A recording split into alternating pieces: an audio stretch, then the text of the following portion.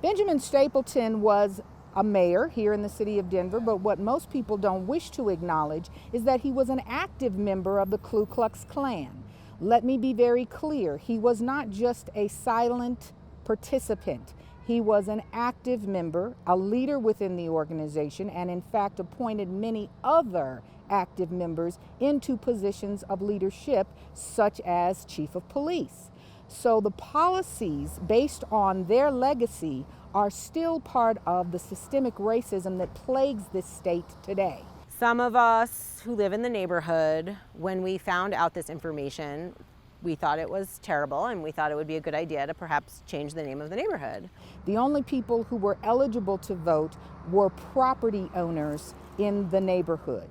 That does not include the entire community. First of all, this planned development has renters who were not allowed to vote, but they're part of the community. This planned development has senior housing, and those individuals were not eligible to vote, although they are part of the community. It was the vote that we expected, and I didn't expect it to feel as hurtful as it feels. I told my husband, I don't even know if I want to live here anymore. And I know I can't escape racism in America, but it feels really scary to be like, okay, how many of my neighbors think this is okay and are just fine with it? And that makes me feel afraid. I believe that one of institutional racism's biggest weapons is its inertia. When an institution becomes set in place as a monolith, it's so difficult to get things changed. And I believe that that's kind of one of the things it uses to stay in place at all. That's one of the purposes of actually creating an institution and having racism in place in that institution. Because the will to change it has to be Herculean. It's a David versus Goliath situation. And so that's just the resistance that we see in renaming Stapleton is inherent in all racist type systems that need to be changed.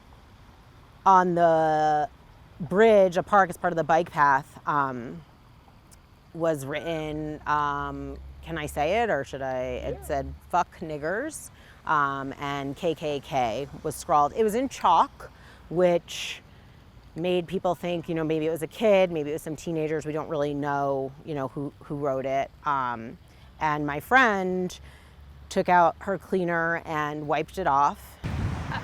It's scary. One of the things that it makes me think of is, how when you pick up a big rock, all of the creepy crawlies come out from underneath it.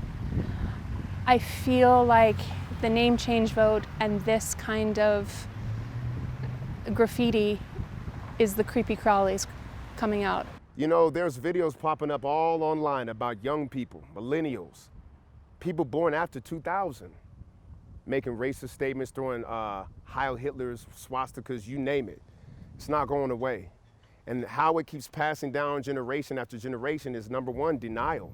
Denial is actually one of the greatest weapons of generational racism. There's this misnomer that racism doesn't exist anymore. This is the kind of stuff that you saw in the 50s. It's not. It's still here. It's still real. And it still kills people. Even if it doesn't kill people physically, it kills them emotionally. It kills their spirit. Like I said, it's heartbreaking. It's frustrating. It's infuriating. All of us are part of this. If you're not anti-racist, you're actively racist. If you are not fighting racism, you're complicit.